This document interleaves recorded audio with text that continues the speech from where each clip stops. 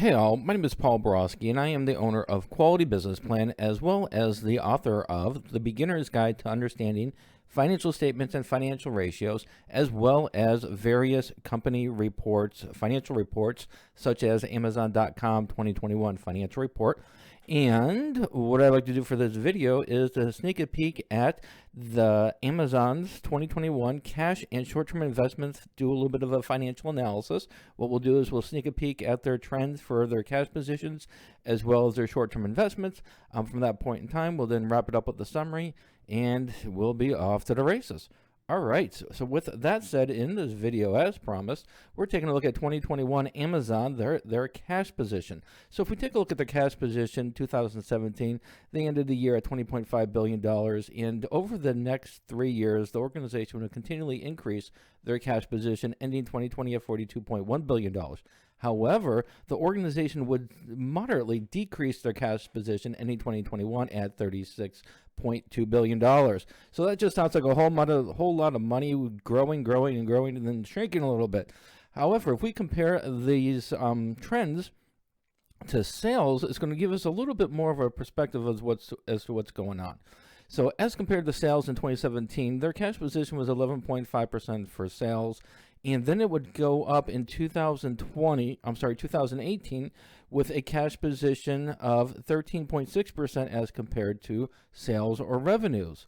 Now, from this point in time, from 2019 on forward to 2021, their cash position as compared to sales would continually shrink. What this indicates to us as investors and financial analysis is that the organization needs less and less cash to fund operations, and they're using the additional cash for other purposes, whether it be for long-term investments or paying down debt or what have you. But they are diverting on a continual basis over the last 3 years. They are diverting as compared to sales to other.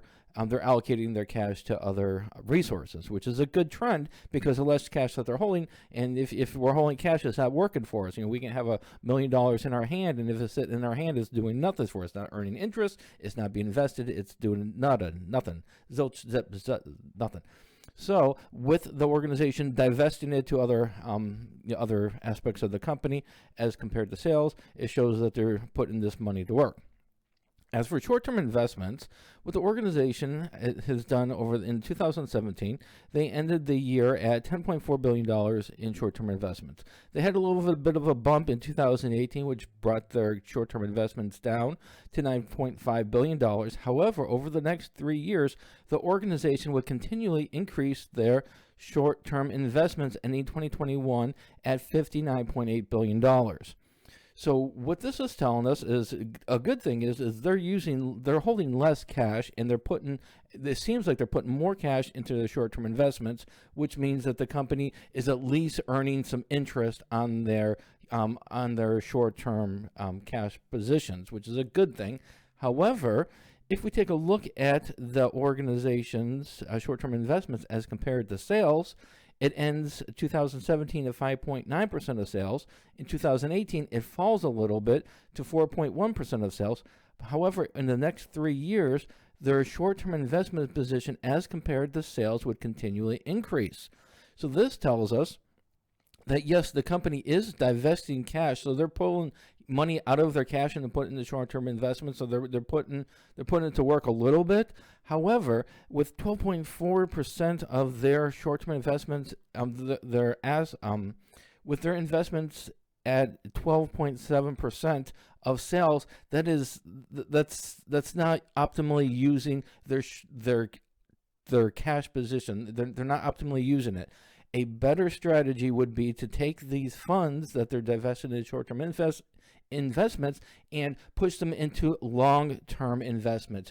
Put them into property, plant, and equipment. Pay down your debt. Put it to work. Yeah, you're doing a little bit. You're earning a little bit of interest with the short-term investments. But with Amazon, they can do acquisitions. They can buy property, plant, and equipment with it. They can pay down their debt. There's a lot of different options they have than just to stick this money into short-term investments. It's better than keeping it in the cash, but it's not as optimal as investing it long-term, or heck, even pay out the money in dividends. What a novel idea that is. All right, so hopefully this little bit of the insight into Amazon's cash position as well as their short-term investment position over the last 5 years was helpful.